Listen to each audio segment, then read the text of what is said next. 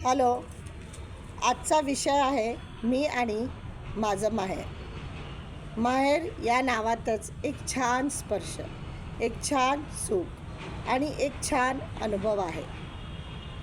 माहेर म्हटलं की आई, बाबा, बहीण, भावंड आणि जिवलग मैत्रिणी, छान असं नातं डोळ्यासमोर येतं. उन्हाळ्याची सुट्टी लागली आणि माहेरी जायची चाहूल सुरू झाली. मग काय तिकीट काढली आणि दुसऱ्या दिवशी माहेरात. माझं माहेर बेळगाव. बेळगाव कर्नाटकातला एक छोटा भाग. छान रंगीत हवा, सकाळी वॉक करताना तट्टे इडलीचा सुहास, गार्डनमध्ये सगळे सिनियर सिटीजन, मंदिरात येणारी टिपटॉप काकू, मस्त मोगऱ्याचा दरवळणारा सुहास, अशी माझ्या बेळगावची ओळख. दुनिया कुठेही पोचू दे, पण माझ्या बेळगावात सकाळी रेडिओवर लागणारी भूपाळी, गणपती मंदिरात वाजणारी चौघडी ताशाचा गजर, प्रत्येक दुकानात दिसणारे कुंदाचे पाकीट आणि उन्हाळ्यातही पावसाचा गारवा, हे फक्त माझ्याच बेळगावात दिसू शकतं.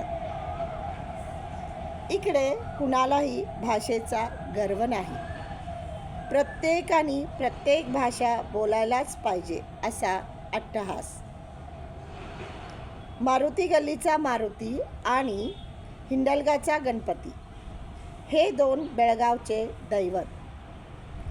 आंबाड्याची भाजी, भाकरी, चिंचेचे टोक्क, लसणाची चटणी आणि त्यावर थंडगार सोलकडीवर ताव मारला तर काय सांगू तुम्हाला. खरंच काय सांगू तुम्हाला, हे सुख जगाच्या कुठल्याही पाठीवर नाही. असो, माहेर हे माहेरच असतं. वर्षातून एकदा येणारी मुलगी आणि तिचे वाट बघणारे आई बाबा फक्त बेळगावातच नाही तर प्रत्येक प्रदेशात भेटतात. आज प्रत्येक माणूस आपली माती, आपले माणसं सोडून नोकरीसाठी किंवा अजूनही कुठल्याही कारणास्तव बाहेर पडलेला आहे. इतकंच विनंती आहे, दरवर्षी वेळ काढून आपल्या गावी या. आपल्या मातीशी संवाद साधा, आपल्या माणसाशी भेटा, आपले रुजलेले मुळांना थोडं पाणी द्या.